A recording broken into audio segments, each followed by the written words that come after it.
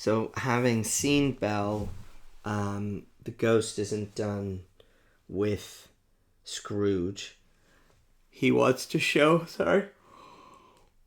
what has become of Belle. And we see this in the next passage.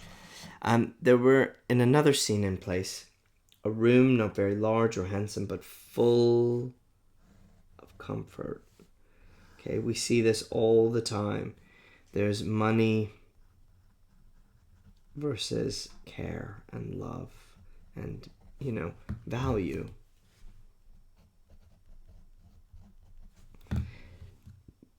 Near to the winter fire sat a beautiful young girl. So like that last that Scrooge believed it was the same, until he saw her now, a comely matron sitting opposite her daughter. Okay, so now we see her younger daughter. The noise in this room was perfectly tumultuous, for there were more children there than Scrooge in his agitated state of mind could count.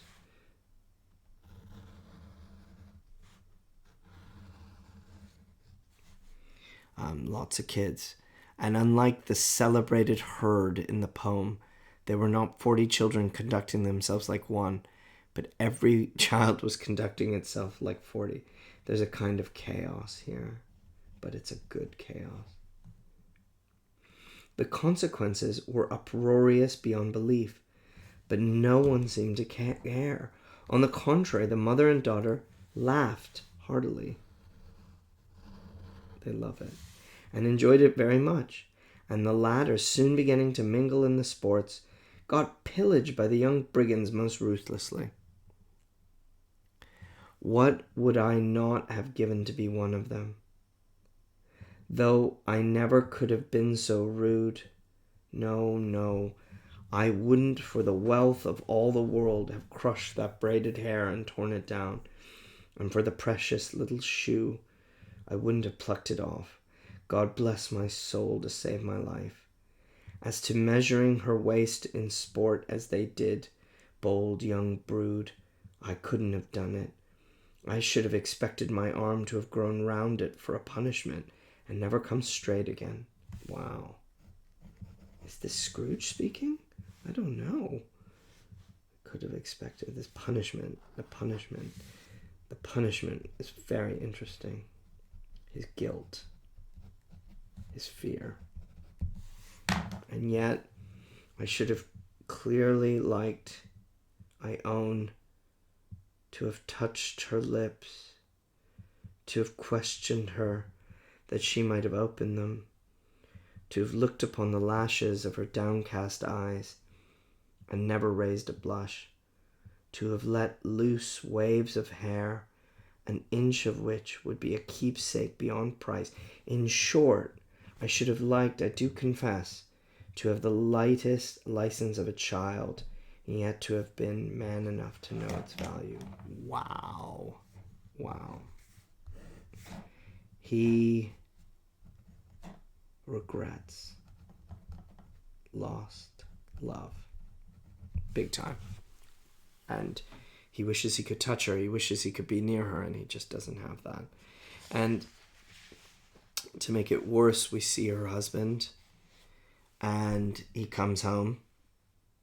Belle, I saw an old friend of yours this afternoon. Oh no, who was it?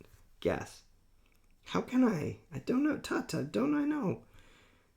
Mr. Scrooge. Ouch. I'm just going to go this. Ouch. Mr. Scrooge it was. I passed his office window, and as it was not shut up, he had a candle inside. I could scarcely help seeing him. His partner lies at the point of death, I hear, and there he sat, alone. Quite alone in the world, working on Christmas. Partner dying. And he's just there working. And he can't handle it now. Remove me. Okay? Get me out of here. Look, I told you these were shadows of the things that had been. that they are what they are. Don't blame me. They are what they are. Past is solid. It is. It just is.